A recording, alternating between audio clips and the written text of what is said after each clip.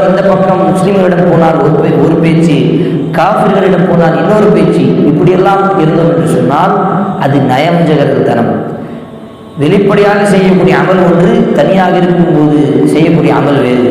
அப்போ இந்த மாதிரி நயவஞ்சகத்தனம், அந்த நயவஞ்சகர்களுக்காக தான் அல்லாஹ் சுப்ஹானஹு வ தஆலா நரகத்தினுடைய அடித்தளத்தில் அவர்களுக்கான அதாபுகளை தயார் செய்து வைத்திருக்கிறார். இப்போ அல்லாஹ் நம் அனைவரையும் காப்பாற்ற வேண்டும். அப்போ அந்த நயவஞ்சகத்தனத்தில் நாங்கள் காப்பாற்ற வேண்டும் என்று சொன்னால் அதற்கு அல்லாஹ்வுடைய தூதர் ஸல்லல்லாஹு அலைஹி வஸல்லம் சொன்ன ஒரு சிறந்த அமல் என்ன என்று தெரியுமா? ஒரு மனிதன் இமாமுடைய முதல் தக்பீரோடு இமாமுடைய சலாம் வரை 40 நாள் யார் இந்த மாதிரி ஜமாத்து ஐவேறு தொழுகை இமாமுடைய முதல் தக்பீரிலிருந்து கடைசி சலாம் வரை இமாமோடு அவன் இருக்கிறார்கள், அவனுக்கு அல்லாஹ் சுப்ஹானஹு வ தஆலா நயவஞ்சகத்தினுடைய அந்த பண்பிலிருந்து, அந்த தன்மையிலிருந்து அல்லாஹ் அவனை காப்பாற்றி விடுவான்.